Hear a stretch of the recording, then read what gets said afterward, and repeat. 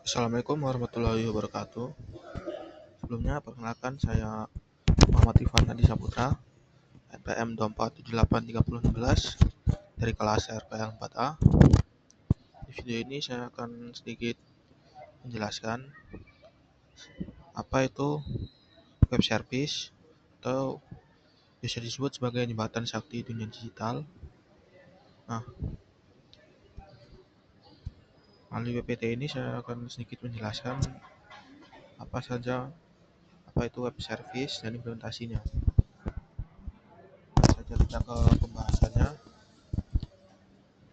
Pertama itu menurut definisi dan karakteristiknya, menurut Walker itu pada tahun 2022 itu um, beliau itu mendefinisikan bahwa web service itu sebagai aplikasi modular yang dapat ditemukan dan diakses secara elektronik. Kunci utamanya itu adalah kemampuan untuk beroperasi secara independen dari platform dan bahasa pemrograman. Lalu self-contained itu yaitu logika bisnis terenkapsulasi secara utuh dalam satu unit layanan. Lalu closely coupled yaitu perubahan internal layanan tidak merusak sistem klien yang menggunakannya. Nah, eh, contohnya itu sendiri tuh seperti kenapa aplikasi e-commerce itu bisa langganan tuh itu bisa tahu posisi kurir, paket, udah sampai mana. Padahal itu kan dari sistem ekspedisi yang berbeda kan.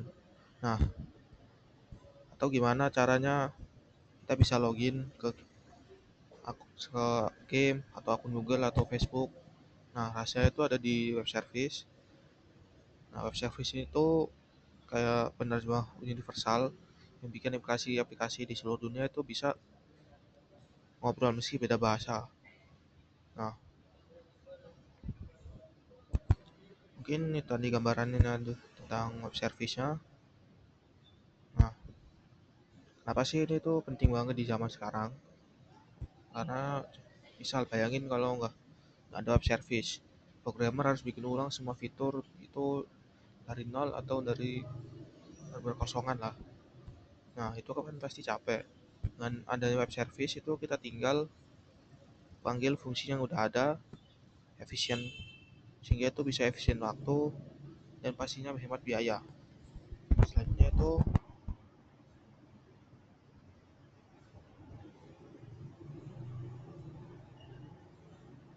ada urgensi pengembangan modern. Nah, di sini tuh ada tiga. Yang pertama itu ada interoperabilitas. Nah, di sini tuh fungsinya tuh memungkinkan Java berbicara dengan .NET atau Python dengan PHP secara seamless. Lalu ada Cloud Native, yaitu komponen fundamental dalam bangun arsitektur berbasis cloud dan microservice. Yang ketiga itu ada keamanan data. Ini tuh menyediakan layer abstraksi akses data sehingga database itu nggak ke expose secara langsung. Selanjutnya itu ada matrix adopsi dan efisiensi. Nah, di adopsi REST modern tuh developer tuh mengadopsi sekitar 92%, lalu SOAP itu 85% kebutuhan keamanannya, lalu ada legacy XML RPC itu sebanyak 40% sistem lama. Nah, insight-nya itu REST itu unggul dalam ekosistem publik atau mobile, sedangkan SOAP itu tetap menjadi standar di sektor perbankan dan pemerintahan. Nah, selanjutnya itu ada matriks perbandingan implementasinya.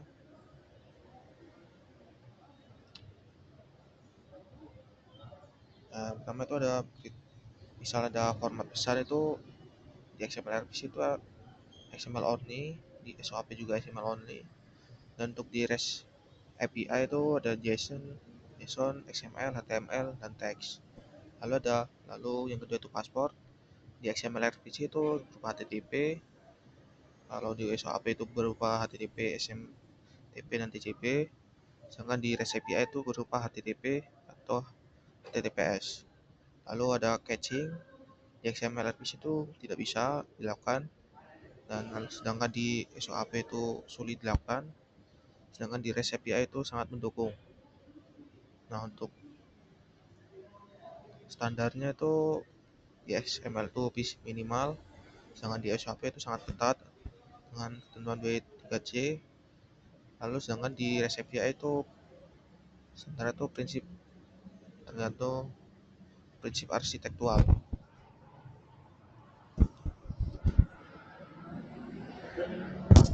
Panduan pemilihan teknologinya itu bisa menggunakan SOAP itu jika kita tuh membutuhkan transaksi SCID yang formal, lalu keamanan level pesan yang berupa WS security, dan komunikasi sinkronus yang kompleks. Lalu kita itu disarankan menggunakan REST itu jika bandwidth terbatas seperti di mobile apps, lalu membutuhkan performa tinggi dan caching, dan integrasi cepat dengan JS ya, atau JavaScript dan atau front end. Nah, di sini tuh ada 3 komponen arsitektur. Yang pertama itu ada service provider. Nah, apa sih itu service provider? Service provider itu sini tuh yaitu entitas yang membuat web service dan menyediakan deskripsinya. Lalu yang kedua itu ada service registrasi, yaitu tempat penyimpanan pusat atau broker di mana layanan dipublikasikan. Lalu ada service requestor, yaitu aplikasi klien yang mencari dan memanggil layanan tersebut.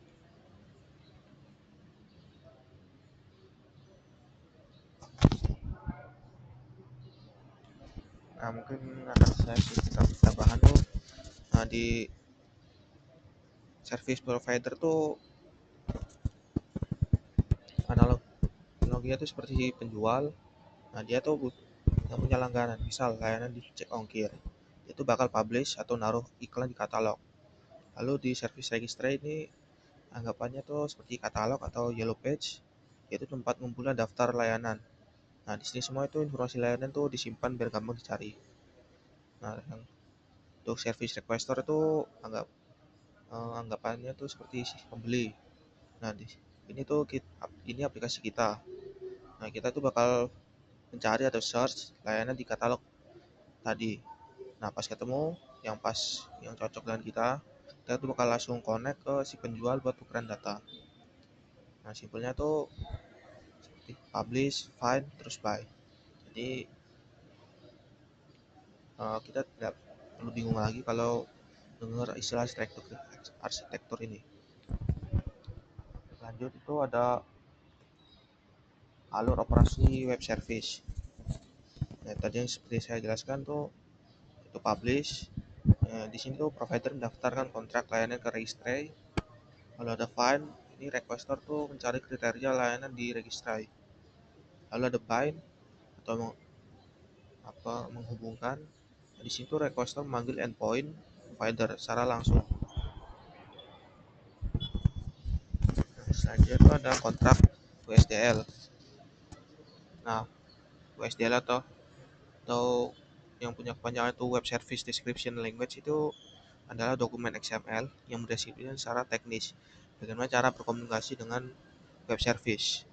Dalam ekosistem SOAP, WSDL itu sangat vital karena itu sebuah mesin atau klien yang dapat secara otomatis menghasilkan kode proxy untuk memanggil fungsi server hanya dengan baca file WSDL ini.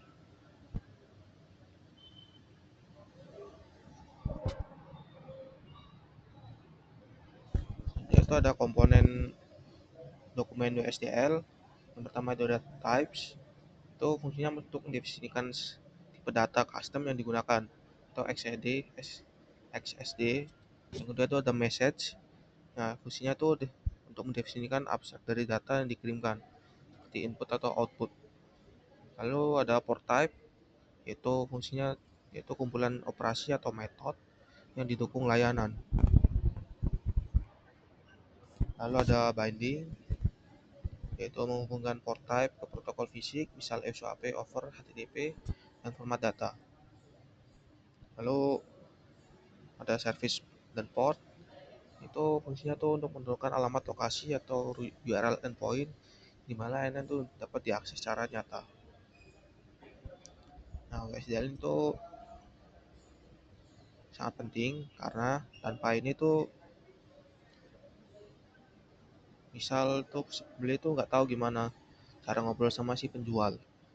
Nah, ibarat tuh kita masuk ke sebuah resto tapi nggak ada daftar menunya. Jadi kita masih bingung kan mau pesen apa. Oke, kesimpulan yang bisa kesimpulannya tuh kita ulas lagi tuh visual itu adalah host host yang kembali ke kamera, ada ringkasan poin-poin penting di samping. Maaf,